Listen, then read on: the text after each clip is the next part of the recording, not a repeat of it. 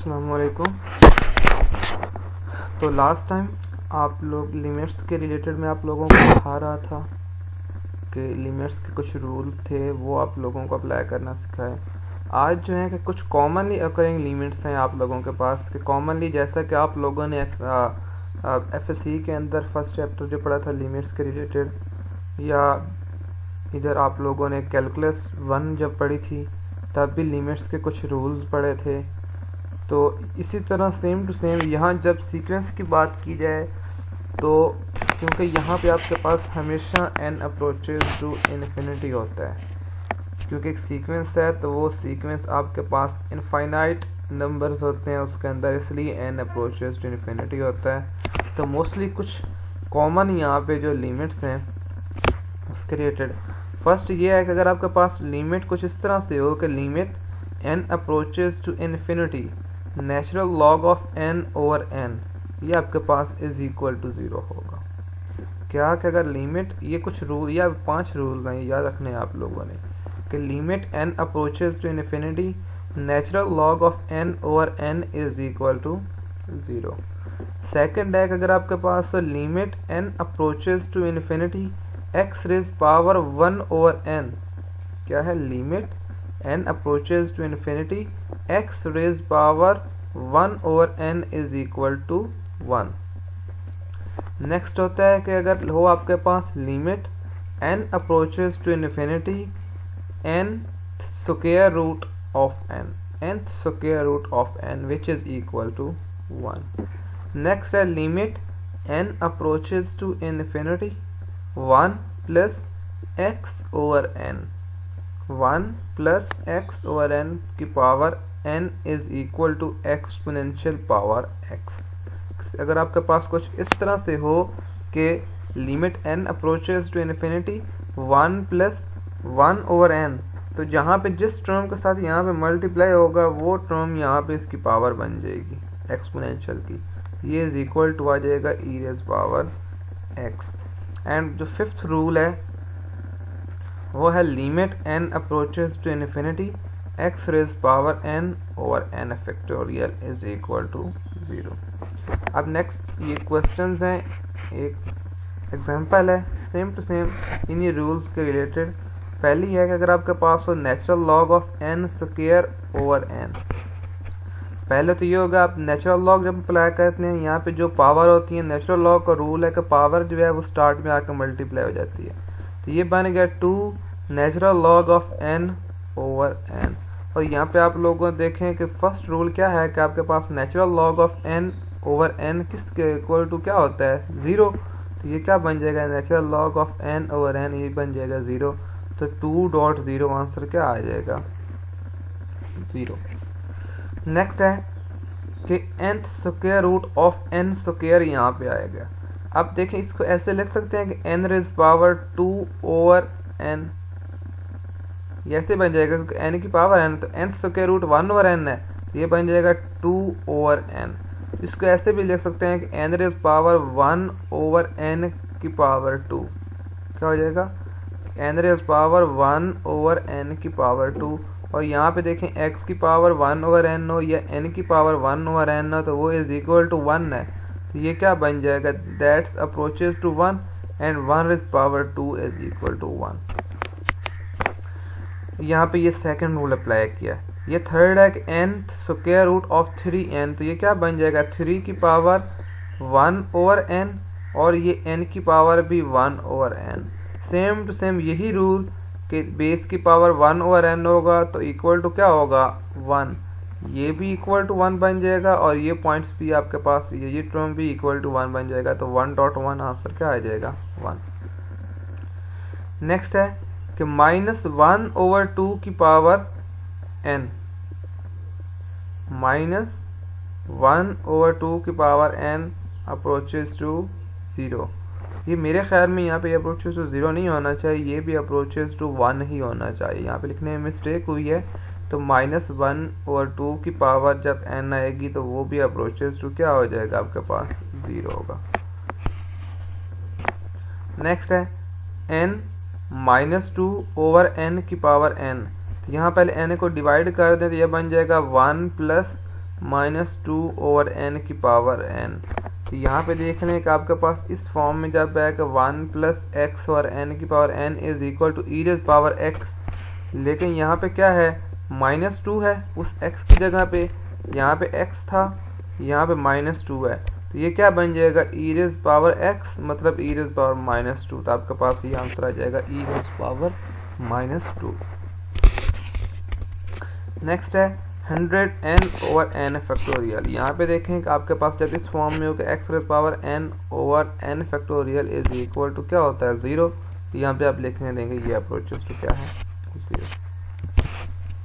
Next कुछ और आपके पास 9 आप डेफिनेशंस हैं, जिसके अंदर अभी आप लोगों को डेफिनेशन जो है वो मैं बताऊंगा कि बाउंडेड सीक्वेंसेस क्या होती हैं, उसके बाद अपर बाउंड क्या होता है, लोअर बाउंड क्या होता है, उसके बाद कि एक सीक्वेंस बाउंडेड किस वक्त होती है, अनबाउंडेड किस वक्त होती है, मोनोटोनिक सीक्वेंस किस टाइम होती है। ये चंद डेफिनेशंस हैं, जिसमें फर्स्ट है कि बाउंडेड मोनोटोनिक सीक्वेंस, ये आपका टॉपिक है। इसके अंदर डेफिनेशन है पहली, a sequence is bounded above, कि कोई भी सीक्वेंस आपके पास बाउंडेड अबव उस फॉर्म में होती है कि वहाँ पे एक रियल नंबर एग्जिस्ट करे, if there exist a number m such that वो सीक्वेंस आपके पास क्या हो, an less than equal to m हो, मतलब उस सीक्वेंस an आपके पास क्या हो, लेस देन इक्वल टू उस कैपिटल M।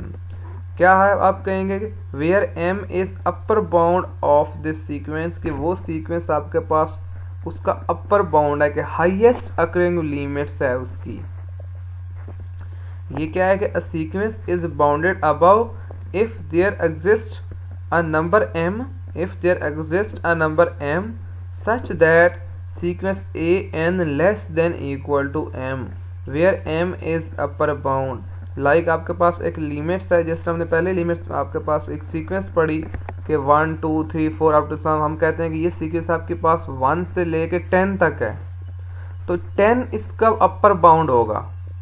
देन हम कहेंगे कि वो सीक्वेंस आपके पास देखें less than equal to highest number क्या होगा, 10। अगर एक सीक्वेंस है आपके पास 1 से लेके 1000 तक, तो 1000 उसका क्या होगा, अपर बाउंड होगा। नेक्स्ट है a sequence is bounded from below, एक सीक्वेंस आपके पास बाउंडेड फ्रॉम बिलो होती है if there exist a number small m such that an greater than equal to m होता है, where m is lower bound. इस यहाँ पे इसका ये मतलब है कि एक सीक्वेंस है आपके पास, लेट आप कहते हैं सीक्वेंस आपके पास है 1 2 3 4 5 6 7 8 9 10, देन यहाँ पे आपके पास लोअर बाउंड होगा 1, और आप यहाँ पे देखें आपके पास जो सीक्वेंस होगी वो ग्रेटर देन इक्वल टू 1 ही होगी, जो कि 1 से स्टार्ट होगी और 1 से ऑनवर्ड चलती जाएगी। इसी तरह आप सीक्वेंस ले लेते हैं 1 2 3 अप टू सो ऑन कह देते हैं, अनडिफाइंड सीक्वेंस है, 1 से स्टार्ट होती है और जैसे जिस तरह नेचुरल नंबर्स हैं कि 1 2 3 अप टू सो ऑन। तो ये सीक्वेंस बाउंडेड फ्रॉम बिलो तो है, लेकिन बाउंडेड फ्रॉम अबव नहीं है, क्योंकि उसकी आपको हाईएस्ट लिमिट का नहीं पता, आपको उसकी लोएस्ट लिमिट का तो पता है, स्मॉल m का तो पता है, इसका मतलब उसका लोअर बाउंड एग्जिस्ट करता है। उसका लोअर बाउंड क्या है, m1, लेकिन उसका अपर बाउंड आप लोगों को नहीं पता।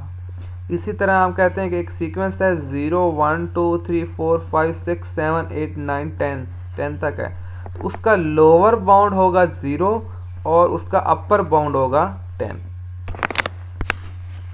नेक्स्ट है sequence is bounded above and bounded below. अगर आप कहते हैं कि आपके पास एक सीक्वेंस बाउंडेड अबव भी है और बाउंडेड बिलो भी है, देन आप कहेंगे कि वो सीक्वेंस आपके पास क्या है, बाउंडेड सीक्वेंस।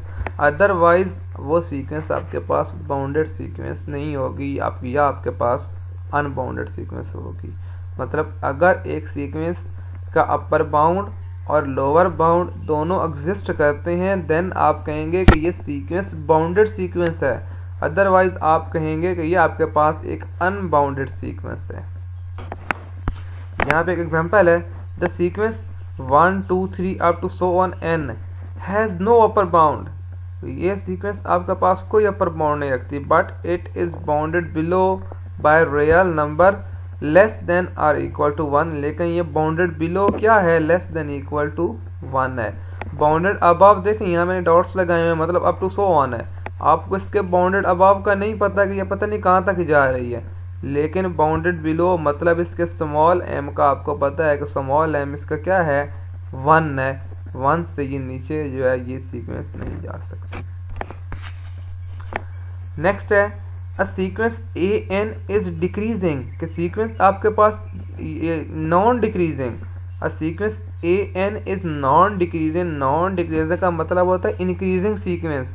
इंक्रीजिंग सीक्वेंस किस तरह होती है कि फर्स्ट वैल्यू हो less than equal to second value से, फिर second value less than equal to third value से, फिर third value less than equal to fourth value से, फिर fourth value less than equal to fifth value से up to so on. इस तरह आपके पास वो चलता जाता है कि हर एक अपकमिंग वैल्यू जो है पिछली वैल्यू से बड़ी होती जाएगी। नेक्स्ट है the sequence is non increasing if. Next क्या है आपके पास, ये तो था आपके पास नॉन डिक्रीजिंग सीक्वेंस मतलब increasing sequence. Then the sequence is non increasing. Non increasing का मतलब है decreasing sequence if A N greater than equal to A N plus 1। मतलब आपके पास क्या हो कि आप कहेंगे A1 greater than equal to A2 greater than equal to A3 greater than equal to A4 greater than equal to A5 greater than equal to A6। मतलब हर एक नेक्स्ट आने वाली वैल्यू पिछली वैल्यू से छोटी होती जाएगी। तो ऐसी आपके पास सीक्वेंस जो होगी वो नॉन इंक्रीजिंग सीक्वेंस होगी।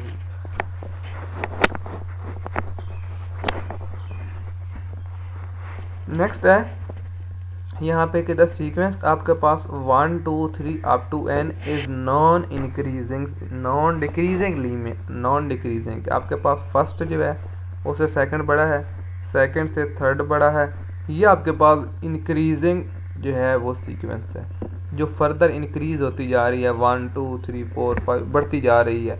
ये इंक्रीजिंग भी इसको कह सकते हैं और नॉन डिक्रीजिंग भी कह सकते हैं।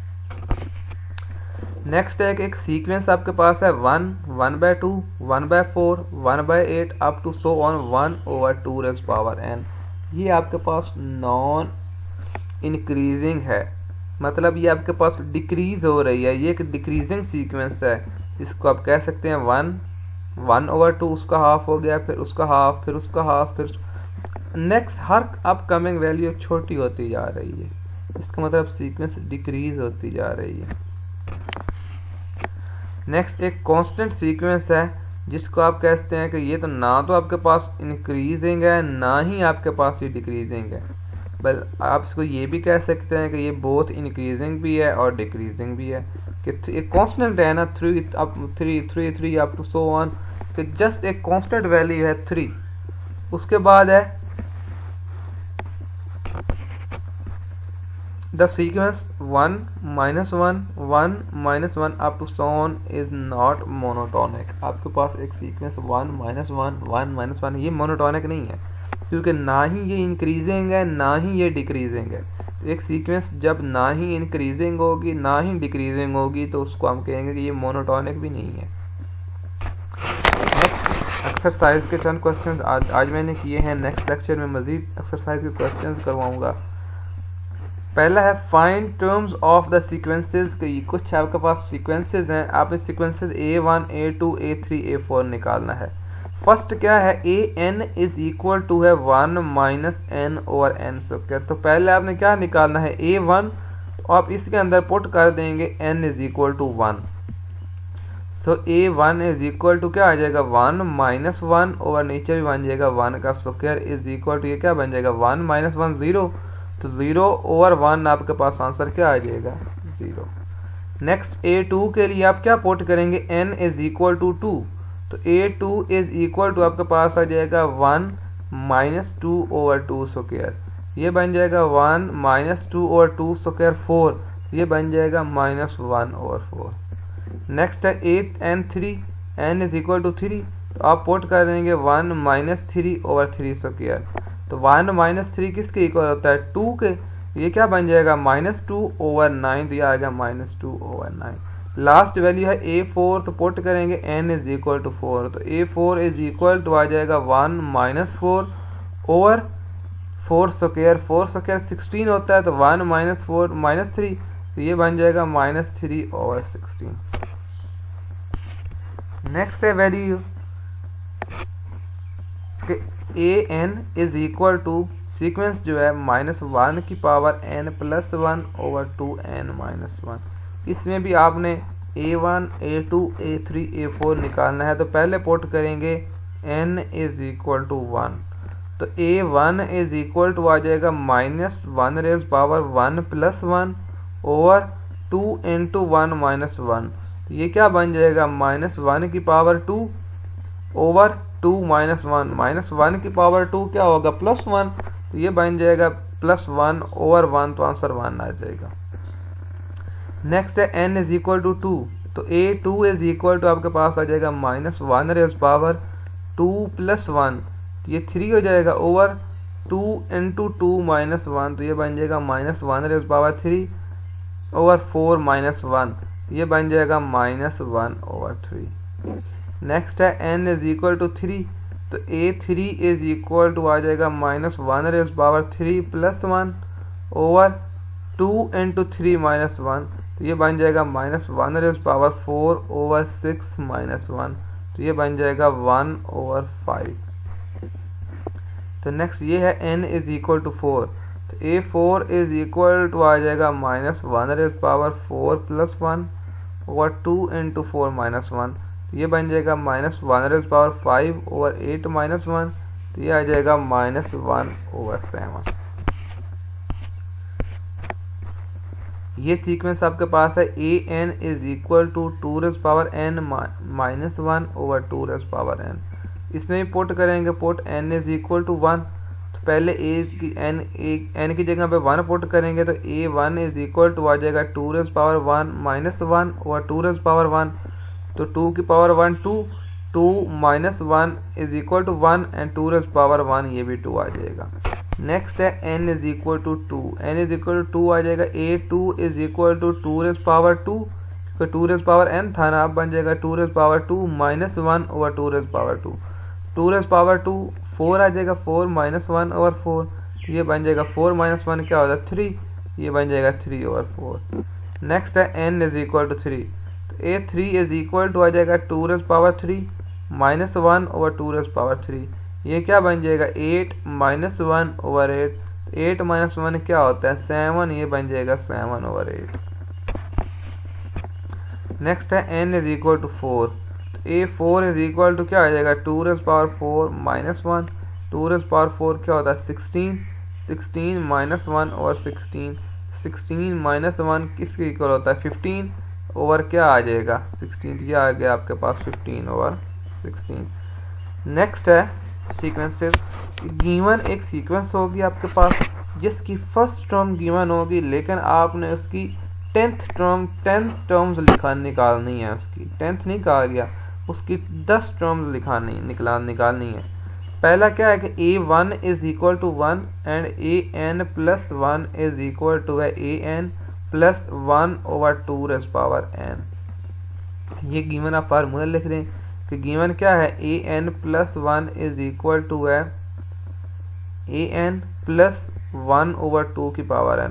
तो पुट कर दें पहले n is equal to 1, n is equal to 1 यहाँ पुट करेंगे तो ये क्या बन जाएगा a/n + 1 + 1 2 इज इक्वल टू आ जाएगा a1 + 1/2 की पावर 1, और a1 किसके इक्वल है 1 के, तो ये बन जाएगा 1 + 1/2, तो ये 2 यहाँ पे आप इसका एलसीएम ले लें तो 2 + 1 3, ये बन जाएगा 3/2। आपके पास ये क्या आ गया a2 क्या आ गया 3/2। नेक्स्ट है n इज इक्वल टू 2, कि जब आपके पास n इज इक्वल टू 2 होगा तो ये क्या बन जाएगा a/2 + 1 3, a3 is equal to आ गया आपके पास a2 + ½ ऑफ 2n ^ 2, क्योंकि 2n n है तो ये भी 2n ^ 2 ही बन जाएगा। तो ये आपके पास a3 इज इक्वल टू आ गया a2 + 1/2n ^ 2, a2 यहाँ पे क्या आ गया 3/2, 3/2 + 1/4, 4 एलसीएम आ गया तो यहाँ बन जाएगा 6 + 1, तो ये बन जाएगा 7/4। नेक्स्ट है n is equal to 3, a4 is equal to आ जाएगा a3 देखें ये एन ए एन है ना, ये बन जाएगा A3 प्लस 1/2 रेज़ पावर 3। तो A3 यहाँ पे क्या है 7/4, तो ये आ जाएगा 7/4 प्लस 1/8, तो 8 यहाँ पे एलसीएम आ जाएगा, तो ये 15 और 16। एक और चीज़ भी यहाँ पे याद रखें, तो एक सीक्वेंस जब भी आप बताते हैं तो सीक्वेंस में आप एक कॉमन चीज़ देखते हैं। जैसे यहाँ पहली में था कि A1 आपके पास 1 था, फिर 3/2 आया, फिर क्या आ गया 7/4, फिर क्या आ गया 15/16, कि हर नीचे वाली टर्म जो है वो 2 के साथ मल्टीप्लाई होती जा रही है। नीचे वाली टर्म जो डिनोमिनेटर है वो 2 के साथ मल्टीप्लाई होता जा रहा है, और जो आपके पास नोमिनेटर है, जो ऊपर वाली टर्म्स हैं, वो 2 के साथ मल्टीप्लाई भी हो रहा है और +1 भी हो रहा है उसके साथ। ये क्या बन रहा है आपके पास 2 के साथ मल्टीप्लाई भी +1 भी। ये देखें एन नेक्स्ट आपके पास जो एन आएगा वो भी 2 के साथ मल्टीप्लाई भी और +1 भी। इस तरह आपके पास हर टर्म जो है वो मल्टीप्लाई और डिवाइड होती जा रही है। या एक और देखने कि जो नीचे गिवन टर्म है हमेशा आप ऊपर उसको डिवाइड करते जाएं तो 1 बचता जा रहा है। 1 ही उससे काम है, उसको 2 टाइम्स डिवाइड करने से। इसको भी 2 टाइम्स डिवाइड करें तो ये 8 बनता है, लेकिन ऊपर 7 है। इसको भी 2 टाइम्स डिवाइड करें तो 16 बनता है। तो सीक्वेंस में कोई ना कोई चीज़ आपको कॉमन मिल जाती है, और जब भी कोई कॉमन चीज़ मिल जाए तो जो भी टर्म कोई कहे आप वही टर्म उसको निकाल के दे सकते हैं। नेक्स्ट है n is equal to 4। n is equal to 4 is equal to क्या आएगा A5 इज इक्वल टू आ जाएगा A4 प्लस 1/2 की पावर 4। तो A4 यहाँ पे क्या आया 15/8, तो ये आ गया 15/8 प्लस 1/16। यहाँ पे 16 आप एलसीएम ले लेंगे, 2 टाइम्स है ना, 8 2 टाइम्स आर 16, तो 15 2 टाइम्स आर 30, 30 प्लस 1 आ जाएगा 31/16। नेक्स्ट है n इज इक्वल टू 5, तो n is equal to 5 is equal to आ जाएगा A6 इज इक्वल टू आ जाएगा A5 प्लस 1/2 की पावर 5। तो A5 क्या है 31/16, तो 31/16 प्लस 1/32, तो 32 यहाँ पे एलसीएम आ जाएगा 6 2 times are 32 and 31 2 times are 62, 62 plus 1 क्या हो जाएगा 63/2। तो A6 आपके पास आ जाएगा 63/32। नेक्स्ट है n इज इक्वल टू 6, तो ये बन जाएगा A7 इज इक्वल टू आ जाएगा A6 प्लस 1/2 की पावर 6। A6 क्या है 63/32, ये आ गया 63/32 प्लस 1/2 की पावर 6 64 होता है। यहाँ पे आ जाएगा 64, 32 2 टाइम्स आर 64 एंड 63 2 टाइम्स 126, तो 126 प्लस 1 आ जाएगा 127/64 आ जाएगा। नेक्स्ट है A8, n is equal to 8, तो बन जाएगा A9। A9 is same to same आप इस तरह ही देखा निकालेंगे तो A9 आपके पास आएगा 5 11 256, A10 आपके पास आ जाएगा 10 23 और 5 12। ये कुछ प्रैक्टिस क्वेश्चन है, सेम टू सेम यहाँ पे आपने A1 A2 A3 और इनकी n टर्म्स आप लोगों ने निकालनी है इन 3 क्वेश्चंस की। A1 इज इक्वल टू 1 है, और यहाँ पे AN plus 1 is equal to AN divided by n plus 1। A1 is equal to 2, then AN plus 1 is equal to a minus 1 raised power n plus 1 AN over 2। Third है कि A1 is equal to minus 2 है, तो AN plus 1 is equal to n AN over n plus 1। तो ये 3 question practice के लिए आप लोगों ने करना है। नेक्स्ट है फाइंड सीक्वेंसेस। अब इनमें गिवन सीक्वेंसेस की s टर्म निकालनी है। देखिए फर्स्ट टर्म क्या है इसकी 1 -1, फिर 1 -1 1 -1, तो इसकी nth टर्म क्या होगी अगर आप इसको लिख दें -1 रेज़ पावर n प्लस 1। अब n is equal to 0 put करें तो -1, n is equal to 1 put करें तो -1 रेज़ पावर 2 बन जाएगा ऊपर, तो ये 1 आ जाएगा। n is equal to 2 put करें तो -1 की पावर 2 प्लस 1 3 हो जाएगा, -1 की पावर 3 -1। इस तरह आप इसमें जो भी पुट करते जाएंगे आपको यहाँ पे नंबर मिलता जाएगा। तो इसकी nth टर्म आएगी -1 रेज़ पावर n प्लस 1। ये देखें ये आपके पास है 1 -4 9 -16 25। नेक्स्ट यहाँ पे आपके पास क्या होगा -36। इस लिहाज से आपके पास ये चलता जाएगा। इसकी nth टर्म क्या होगी, यहाँ पे देखें फर्स्ट में माइनस नहीं है, सेकंड में माइनस है, थर्ड में नहीं है, फोर्थ में है। यहाँ पे आप लिख देंगे -1 की पावर n+1। ठीक है, तो यहाँ n की जगह पे 1 लिखेंगे तो 1+1 जब पावर इवन हो जाएगी तो प्लस आ जाएगा। लेकिन यहाँ पे आप 2 में आ जाएंगे तो ये ऑड आ जाएगी, पावर जब ऑड बन जाएगी तो ये माइनस आ जाएगा। ये फिर इवन आएगी तो ये प्लस में आ जाएगा, ये फिर ऑड आ जाएगी। इसलिए यहाँ पे माइनस वाली बात तो यहाँ तक ख़त्म हो गई -1 पावर n+1 के ऊपर। नेक्स्ट साथ क्या आ रहा है 1 -4 या अब 4 9 16 25। हर एक n की पावर 2 बनता जा रहा है। यहाँ पे इसलिए लिख दिया n⁻²। 1⁻², 1, 2⁻², 4, 3⁻³ 9, 4⁻², 16, 5⁻² 25। आप इस तरह को देख सकते हैं। नेक्स्ट है 1 -1/4, 1/9, -1/16। सेम टू सेम यहाँ पे माइनस चल रही है, तो आप इसको ऐसे भी देख सकते हैं -1n+1। लेकिन जैसा यहाँ पे आप मल्टीप्लाई हो रहा था कि हर n की पावर साथ मल्टीप्लाई थी, लेकिन यहाँ पे सेम टू सेम वही टर्म्स अब डिवाइड में आ रही हैं, इसलिए यहाँ पे डिवाइडेड बाय n² लिख दिया है। तो an इज इक्वल टू आ गया -1n+1 ओवर n²। नेक्स्ट है 1/n, 1/9, 2/12, 2⁻²2/15, 2⁻³ 8। आप इसको ऐसे लिख सकते हैं, ये आपके पास गिवन टर्म क्या बनेगी, ये आपके पास आ जाएगी n²-1। आप इसको निकाल के देखें, आपके पास आ जाएगा n²-1। ये इसमें एक और टर्म भी आप बनाई जा सकती है। यहाँ पे आप लिख दें यहाँ पे कि 2 की पावर, आप लिख दें बेशक 2 की पावर n, 2 की पावर n ओवर नीचे भी आप इस तरह लिख सकते हैं, लेकिन मेरे ख्याल में इसका यही बनेगा n²-1। नेक्स्ट है 0, 3, 8, 15, 24। ये आपके पास क्या आ जाएगा, इसकी nth टर्म आएगी an इज इक्वल टू आएगी 4n-3। यहाँ पे पहले n की जगह पे 1 पुट करो तो क्या बन जाएगा 4 - 3। पहले 0 पुट कर लें, बेशक ये पहले 1 पुट कर दें तो फर्स्ट टर्म मिल जाएगी, फिर सेकंड टर्म मिल जाएगी, फिर आपके पास ये फोर्थ टर्म मिल जाएगी। हर एक टर्म आपको मिलती जाएगी यहाँ पे। तो यहाँ पे भी 1 होना चाहिए था मेरे ख्याल में, यहाँ पे क्या होना चाहिए था 1।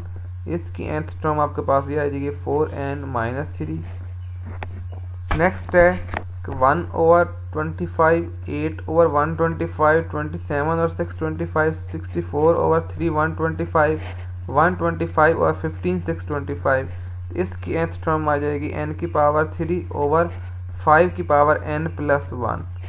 पहले n इज इक्वल टू 1 कर दें तो 1 की पावर 3 1 नहीं आ जाएगा, नीचे बन जाएगा 5 की पावर 1+1 2, 5 की पावर 2 25 बन जाएगा।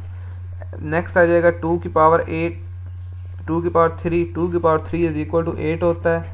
नीचे भी क्या बन जाएगा 5 की पावर 2 + 1, 5 की पावर 3, ये 125। इस तरह आपके पास नेक्स्ट टर्म मिल जाएंगी। और नेक्स्ट इसके जो है, ये आप एक बात याद रखें कि मोस्टली आपके पास जो MCQs टाइप अगर पेपर होता है तो इस तरह के क्वेश्चंस आपके पास आ सकते हैं। तो इन क्वेश्चंस को थोड़ा आप लोगों ने एहतियात के साथ करना है। नेक्स्ट बाकी आप लोगों के इसमें मज़ीद अभी भी एक्सरसाइज रहती है, तो इंशाल्लाह नेक्स्ट लेक्चर के अंदर मज़ीद एक्सरसाइज को सॉल्व करूँगा, जिसके अंदर कन्वर्जेंस, डाइवर्जेंस और लिमिट्स के क्वेश्चन जो नेक्स्ट रहते हैं वो सारे क्वेश्चन नेक्स्ट लेक्चर के अंदर इंशाल्लाह हो जाएंगे।